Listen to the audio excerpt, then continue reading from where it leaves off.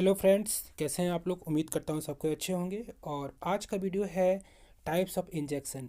Injection हम लोग कैसे देते हैं और किस एंगल पे देना चाहिए ताकि उसका इफ़ेक्ट सही तरीके से बॉडी में दिखाई दे, तो इनके बारे में चर्चा करेंगे। इंजेक्शन मतलब होता क्या है। इंजेक्शन मतलब कोई भी नीडल से हम अगर कोई ड्रग को डालते हैं बॉडी में और डिज़ायर इफ़ेक्ट के लिए, तो उसको इंजेक्शन बोलते हैं। और सम केसेस में क्या होता है, हम लोग ब्लड को भी लेते हैं बॉडी से कोई टेस्ट के लिए। तो 90% केसेस में हम लोग इंजेक्शन देते हैं, मतलब ड्रग्स को डालते हैं बॉडी में ताकि कुछ डिजायर इफेक्ट आ सके बॉडी में, बॉडी को सुधार मिले कोई बीमारी से। तो यहाँ पे जैसे कि आप देख रहे हैं टाइप्स ऑफ इंजेक्शन। इंजेक्शन कितने प्रकार के होते हैं, तो मोस्टली ये 4 प्रकार के होते हैं, लेकिन 6 यहाँ पे दिया गया है।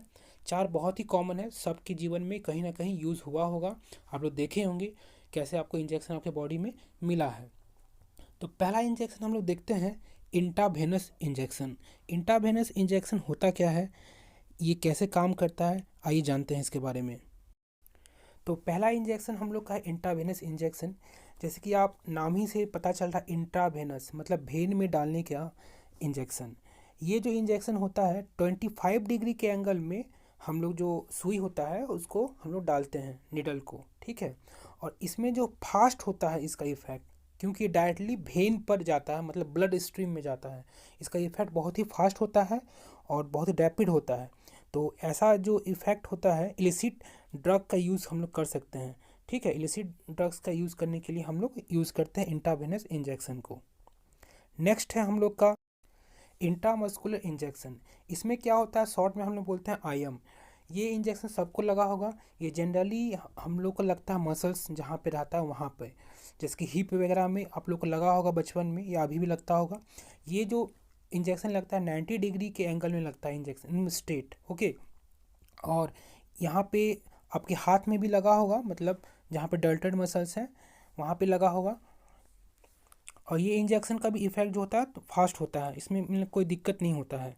और मोस्टली हम लोग इफिनेफ्रिन का भी यूज़ करते हैं इंट्रामस्कुलर इंजेक्शन को लेने के लिए। मतलब इफिनेफ्रिन मतलब एक हार्मोन है जो कि आपके बॉडी को मतलब ब्लड प्रेशर वगैरह जो है स्पीड अप कर देगा, मतलब थोड़ा सा आपका जो है फुर्ती लेते आएगा बॉडी में इफिनेफ्रिन हार्मोन का यूज़ करके।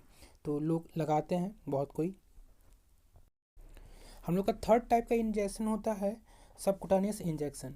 यहाँ पे क्या होता है, कुटानियस लेयर के नीचे में हम लोग इसको डालते हैं।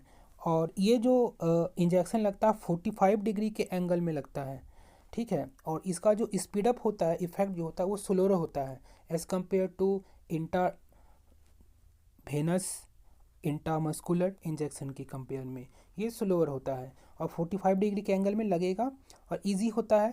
और इसका जनरली यूज़ होता है इंसुलिन देने के लिए बॉडी में। जो डायबिटिक पेशेंट होते हैं उनके बॉडी में इंसुलिन का कमी हो जाता है, और इंसुलिन हार्मोन को यूज़ करने के लिए इस टाइप का हम लोग इंजेक्शन देते हैं पेशेंट को, सबकुटानियस इंजेक्शन। फोर्थ टाइप का जो इंजेक्शन टाइप होता है इंट्राडर्मल, ये बहुत ही कॉमन है। और ये जो इंजेक्शन होता है ये 10 to 15 डिग्री के एंगल बनाकर इंजेक्शन दिया जाता है dermis layer of the skin, ठीक है। स्किन का जो लेयर होता है डर्मिस एक, वहाँ पे ये पहुँचता है, ये इसका इफेक्ट, ये दवाई हम लोग डालते हैं।